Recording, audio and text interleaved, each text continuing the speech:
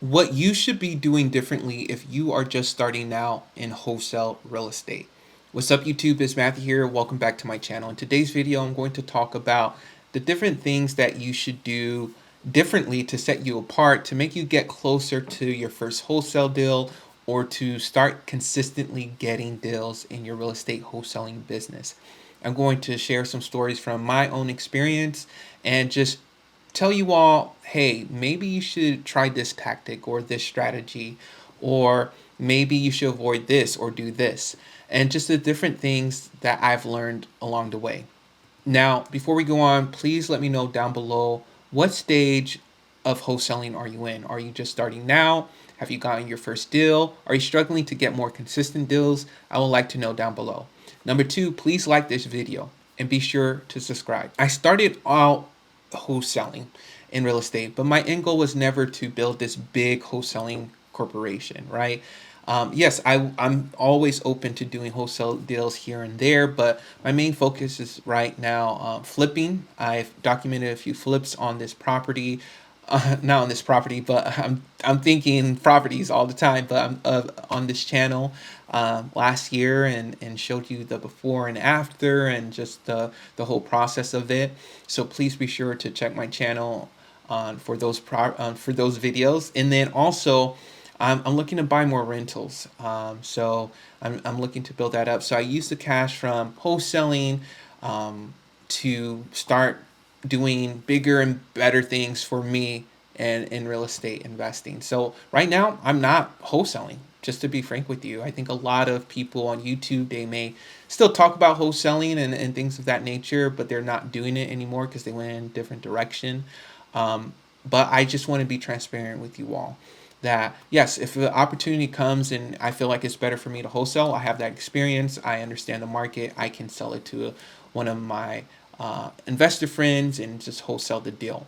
Now, another thing with that is that yeah, my main focus is just investing in real estate at the moment, either flipping or buying more rentals.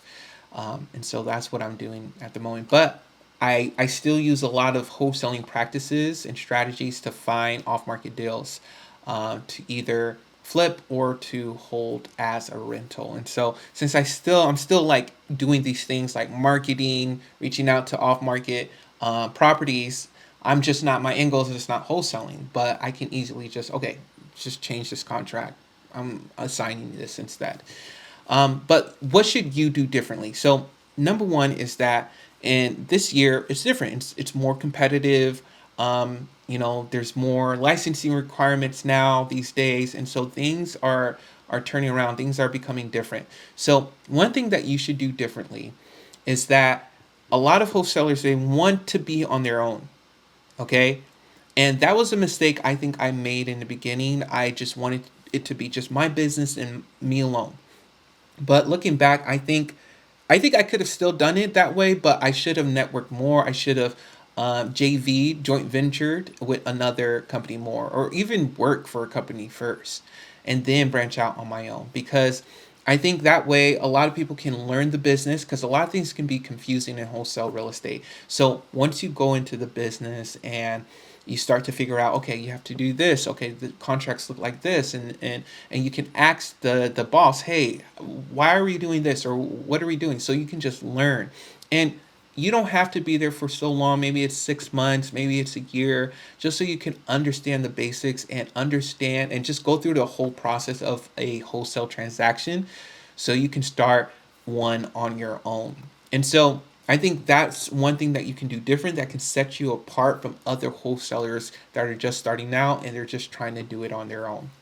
Remember, there are companies out there that are willing to, work with you. And yes, a lot of them are commission based, so you won't be on a salary or anything like that, but maybe some are.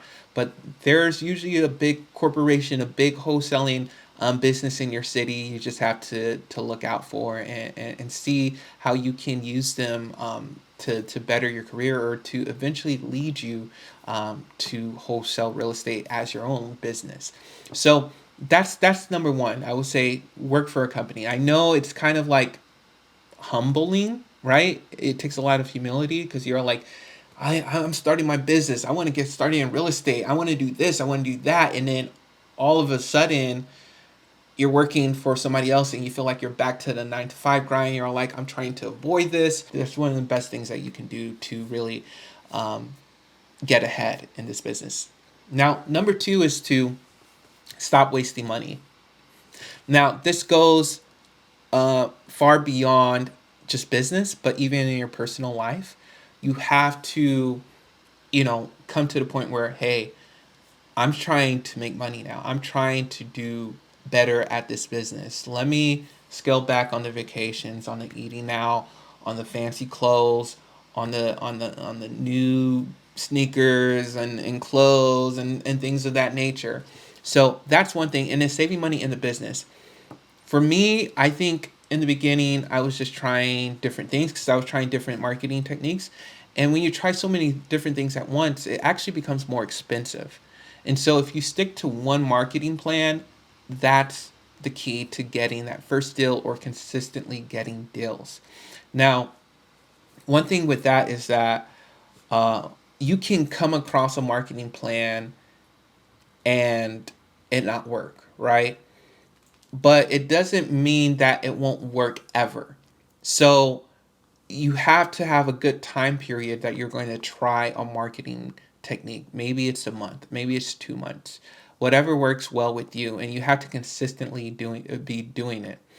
Another thing is that for me, like when I first got started, you have to know your area and what type of clients you're dealing with.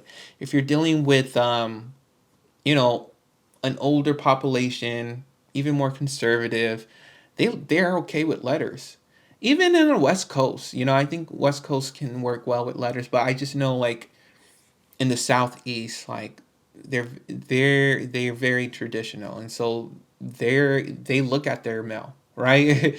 Some cities they may not look at their mail ever.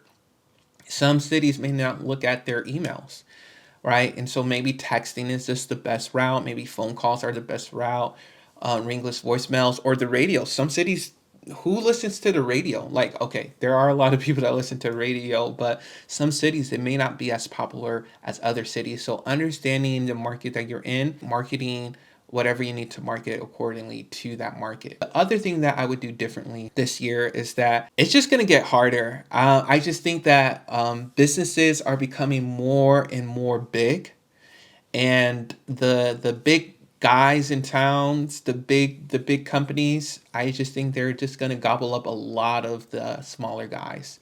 I just think that's the I guess I don't know if this is advice, but that's the trajectory that I'm seeing, just like in a bigger macro level with companies.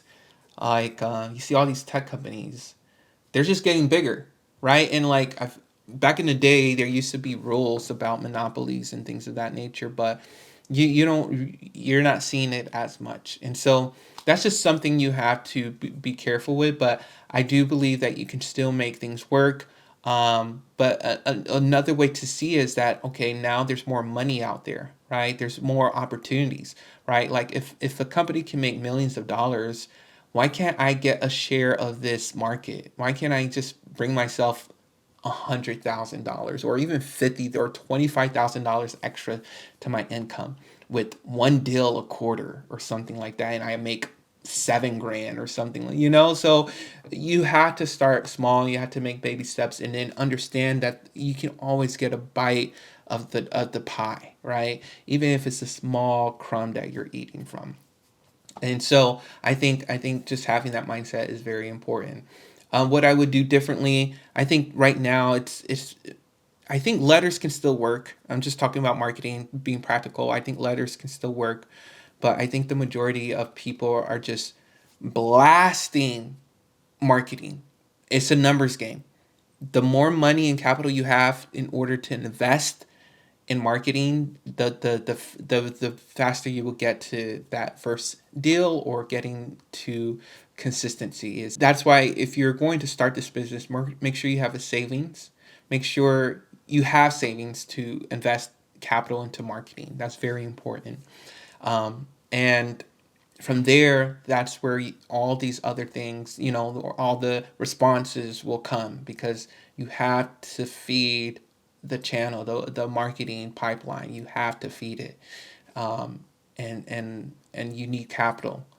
So a lot of times in a lot of big cities, it's the one with the most money. But you can start small. You've seen stories here on YouTube of people working with a realtor, or even myself. I didn't have a ton of money, but I had just enough to start a mailing campaign, to get my first deal.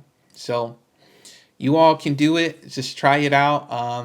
If you all have any questions, please let me know down below. I hope you all enjoyed this video. Be sure to subscribe. We're going to have some more awesome content around wholesaling real estate, the economy, and real estate as a whole.